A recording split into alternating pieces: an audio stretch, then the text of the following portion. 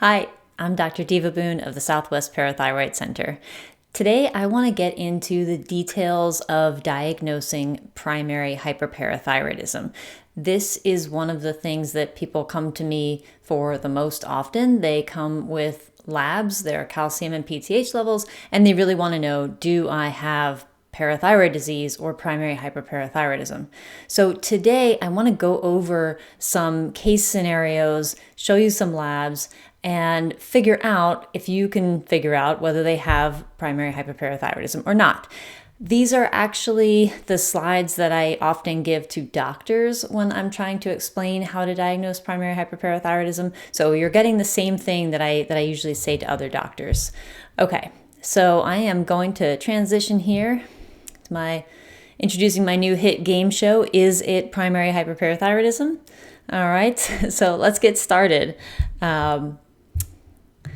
First, so with this game, I'm going to give you a few pieces of information. So you're going to know the patient. We're going to do age and gender, though gender doesn't actually really matter. It's more just the age that really makes a difference here. Calcium level, that's the blood calcium level. PTH level, vitamin D 25 hydroxy levels, and then we'll decide, do they have primary hyperparathyroidism or not? All right, so I give some normal ranges here too. I don't give the normal for the calcium because the normal range given for labs, one, it varies a lot, and two, it's often wrong. So it actually varies a lot based on age. Younger people, remember, they can have calcium levels up into the 10s in milligrams per deciliter. But as you get older, especially over 40, you really want to see levels more in the 9s, the mid to high 9s milligrams per deciliter. That's more normal for that age. Younger people can have slightly higher calcium levels. Okay, PTH levels. Typically, this is the common range given on most lab slips. It'll be 20 to 65 picograms per mil. That's a pretty standard range given. I'll get into why that's not always helpful, but that's the range given. Vitamin D levels, they often give a range of 30 to 100, which is also too broad, especially on that higher end, but that's usually the one you'll see. So we'll go with that for now. All right. So here is our first patient. It's a 75-year-old woman who has a calcium of 10.3, a PTH level of 54, and a vitamin D of 25. So let's go from left to right here. So calcium is 10.3. Well, I just said that over the age of 40, you really should see calcium levels in the 9s. So a 10.3 is high. So let's go from there. So we've got a high calcium level. What about our PTH level? Well, our PTH level is solidly in that normal range, but that is not exactly what we want to see from the parathyroid hormone if the calcium is high. So remember, parathyroid glands are actively trying to regulate calcium all the time. And when the calcium level is too high, the parathyroid glands should actually shut down production of hormone, and we should see a very low PTH level. So the fact that we don't means that there's a problem. All right, so calcium of 10.3 and a PTH of 54 is looking a lot like primary hyperparathyroidism. The vitamin D level, you'll know, it's just a little bit below normal. This is a common range to see. This is pretty clearly primary hyperparathyroidism. This is a classic picture, one that I see a lot. A calcium level that's just a little bit over what we call normal, a PTH level that's in the quote normal range, but not really normal because it should be suppressed, and then kind of a low vitamin D level or normal, low normal vitamin D. All right. Let's go to our next scenarios. Here's a 48-year-old man, has a calcium of 10.4. Okay, right away, that should be setting up a flag in your mind. It's a little bit too high for his age, right? He should be in the 10s, or in the 9s, not in the 10s. His PTH level is 70, so that's definitely in the high range, right? So we can see that's high. Now his vitamin D level is very low. Okay, how does this change the picture? Because for a lot of doctors, it really does change the picture, and they go in a very different direction than I do when they see that low vitamin D. Okay, this is the question that doctors will ask me. Could the low vitamin D cause the high calcium. They actually believe that this is what's happening. So they're looking at it and saying, oh, it's a low vitamin D that is stimulating the parathyroid hormone, parathyroid glands, and they're making more hormone because of that. And that's why we're seeing the high calcium, because the parathyroid hormone's higher and that's making the calcium high. And it all started with having a low vitamin D. Could that plausibly be the case? We do know with secondary hyperparathyroidism, you can have it because of low vitamin D, and the low vitamin D will cause low calcium and it will stimulate the parathyroid glands. So we do see scenarios in which the PTH is high and it's a result of the low vitamin D. But that is not the case here because the calcium is high, and a low vitamin D can never cause a high calcium. It just doesn't work like that. Low vitamin D causes low calcium. Remember the main role for vitamin D in calcium metabolism. The main role that it has is to help the intestines absorb calcium. So the more vitamin D that you have, the more absorption, active absorption of calcium you should have in the intestines, which then raises your calcium level. Now, if your vitamin D level is too low, you are lowering the amount of calcium that you can absorb, and that can lead to low serum calcium levels. A low vitamin D can never cause a high calcium. So the answer is no. The vitamin D being low is never the cause of high calcium. This is actually very typical primary hyperparathyroidism. The low vitamin D actually didn't change things at all. Low vitamin D is actually very, very common in primary hyperparathyroidism. The classic picture is actually high calcium, a normal or high PTH, and a low to low normal vitamin D. That's the classic picture for primary hyperparathyroidism. All right, so now I have the next patient. It's a 53-year-old woman, has a calcium of 8.9, a PTH of 93, clearly in the high range, and a vitamin D of 25, a little bit low. Okay, is this primary hyperparathyroidism? Well, I get sent patients like this because an 8.9 on some labs will be called normal, but it's not normal. For any age, 8.9 is not a normal calcium. You really should have calcium levels in the 9s at any age. Okay, so it's a low calcium level. So what does that mean for the PTH level? Because the PTH level is clearly high. I will get sent these patients as normocalcemic hyperparathyroidism because it's called normal calcemia, and then they see the elevated PTH. So they're thinking, oh, they have normal calcemic primary hyperparathyroidism. But the PTH is high because the calcium is low. That's actually an appropriate response for a low calcium.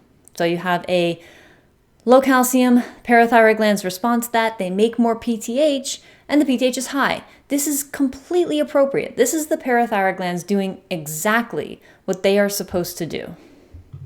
So this is not primary hyperparathyroidism.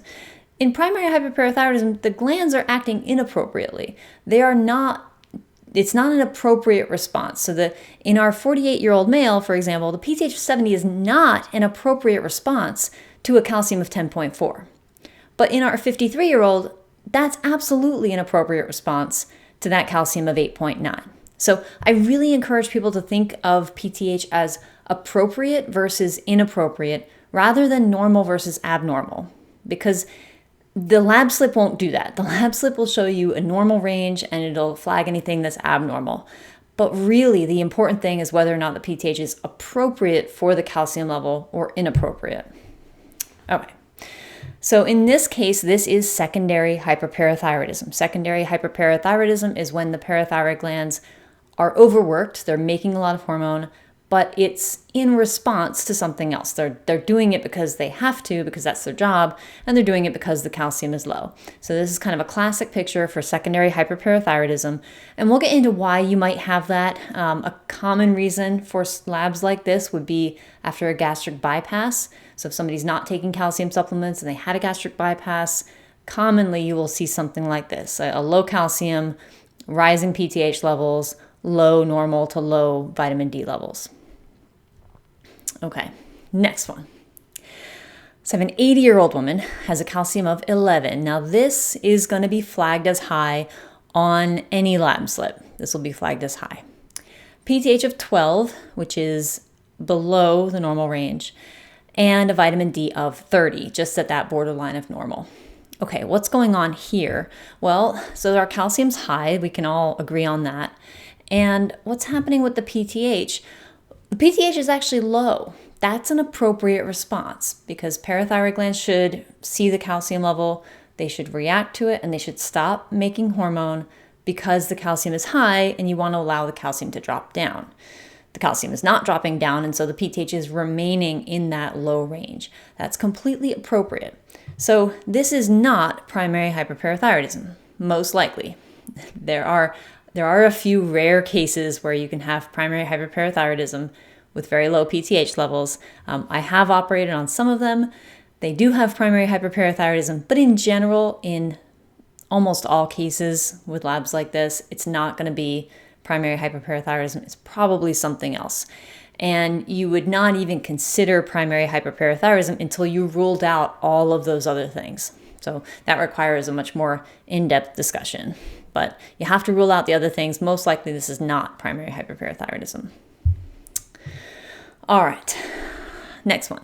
A 28-year-old man, calcium of 10.2, a PTH of 47, and a vitamin D of 35. All right, so 28-year-old, kind of a young person. A calcium of 10.2 is completely normal for this age.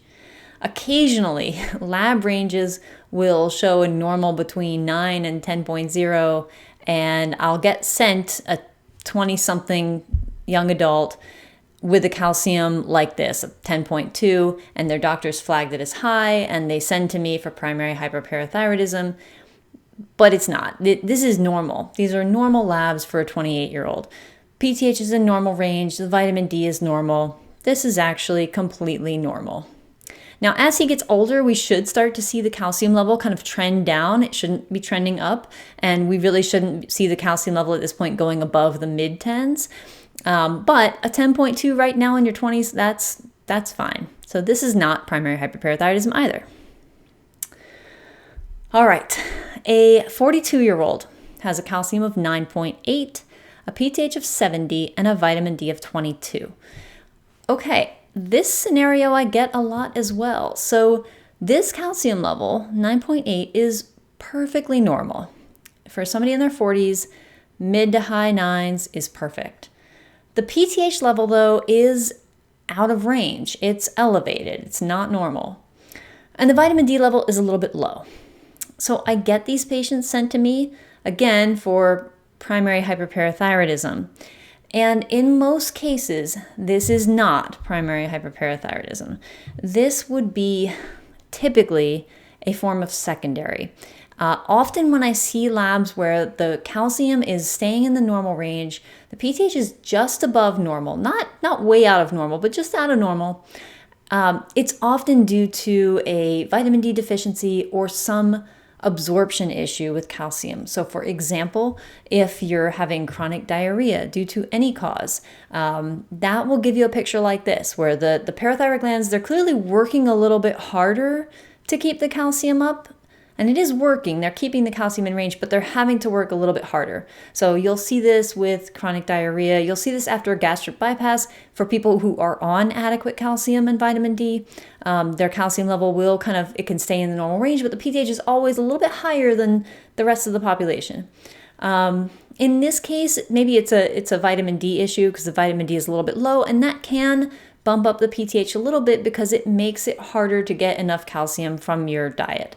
And so that will kind of rev up production of PTH by the parathyroid glands. So in most cases, labs like this are a mild secondary hyperparathyroidism due to an absorption issue or vitamin D or even renal calcium leak. If you are peeing this calcium out into the urine inappropriately, that can give you labs like this, where your kidneys are just inappropriately putting out calcium into the urine, and that is dropping your blood calcium temporarily. Your parathyroid glands respond to that by making more hormone, and they can bring the calcium up and keep it in the normal range, but they're having to work harder. So Again, this looks like, to me, likely mild secondary hyperparathyroidism, but I would want to see a trend of labs and make sure that calcium level wasn't going into the high range. Okay, here's a 50-year-old woman, a calcium of 10.5, PTH of 22, and a vitamin D of 82. Okay, so we know the calcium's high. A 10.5 is definitely high for a 50-year-old. The PTH is in the normal range, which could be inappropriate for a high calcium, right? Typically, when the calcium is high, the parathyroid glands should shut down. They should shut off production. And clearly, they're not shutting off production. Production is a little on the lower end, but still in the normal range, which is inappropriate.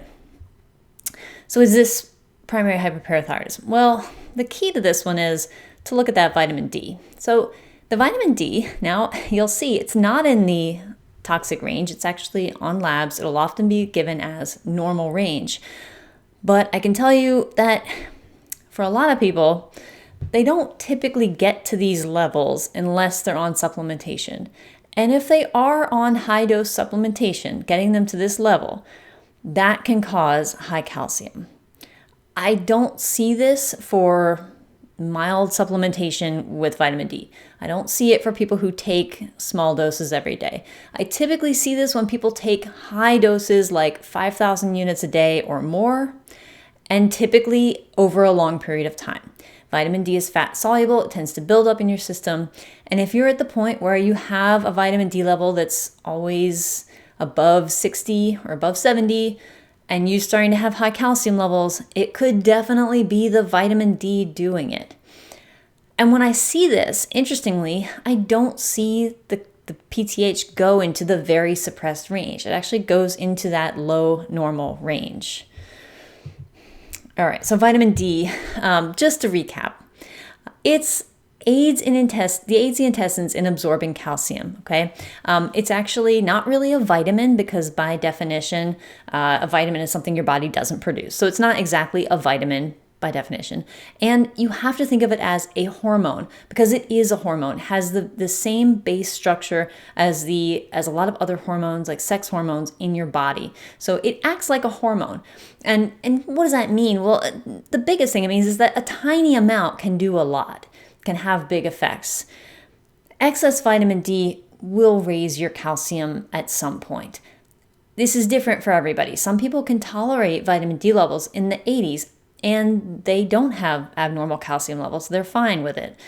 Other people will have vitamin D levels in the 80s and end up with high calcium. And this is in nanograms per mil, by the way. If you're outside the US, it's a different range. It would be a much higher level. But so here in the US, a lot of times we'll see these levels of 80. It's not listed as high, not in the toxic range, but it's causing a high calcium. So that is vitamin D toxicity, even if it's not in the toxic range. Okay, so for this case, this looks like vitamin D oversupplementation. The first thing I'm going to do is have this patient stop taking vitamin D to allow the levels to drop down. And I am not against vitamin D supplementation. I myself take vitamin D, so I don't want anybody to think that I have a thing against vitamin D. I don't. But I do see people who take these massive doses over a long period of time and don't really have an indication for doing that. And then they end up with problems as a result of it. So this woman, the 50-year-old with a calcium of 10.5, likely feels all of the same symptoms as you would with a primary hyperparathyroidism patient because that calcium is high. So you get the symptoms regardless of why the calcium is high. High calcium will cause a lot of symptoms, whether it's due to vitamin D or due to a parathyroid tumor. So these patients feel terrible. But the underlying issue is not a parathyroid tumor, it is taking vitamin D. So I'll have them stop the vitamin D, and I will recheck labs in about 3 or 4 months. It takes a while for vitamin D levels to drop because it is fat soluble. After a few months, if the vitamin D level has gone below 50, but the calcium is still high, then that is more likely primary hyperparathyroidism. But in a lot of these cases, what I see is once the vitamin D level goes below 50, the calcium level goes back to normal. and stays there if the patient, as long as the person doesn't take those massive doses of vitamin D. Okay. All right, so here's the final one. It's a 60-year-old woman with a calcium of 9.8, a PTH of 150, and a vitamin D of 45. Okay, so calcium level here is normal, perfectly normal for a 60-year-old. PTH is definitely high, 150, clearly out of range. And the vitamin D is 45, which is normal. That's a great number. What is going on here? Well, I mentioned earlier, let's compare this to the 42-year-old. So for that patient, I said probably not primary hyperparathyroidism because it looked like maybe it was a mild secondary hyperparathyroidism. But for this case, I would say it is more likely that it is primary hyperparathyroidism. This would be a case of a true normocalcemic primary hyperparathyroidism, which is not the most common scenario, but we do see it. And in this case, I wouldn't diagnose it just based on these labs. I would get as many prior labs as possible, and I would probably get a few sets of new labs as well to see what happens with that calcium level over time. It might be that it's 9.8 today, but it's 10.4 tomorrow.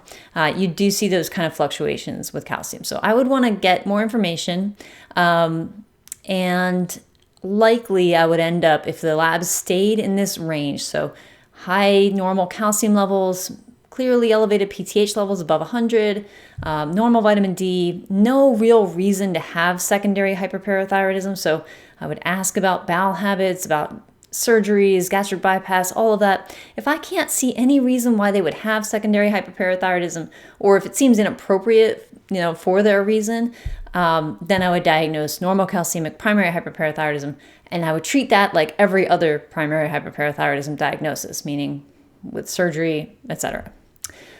Okay, so that is all I have. Hopefully you got all of those right.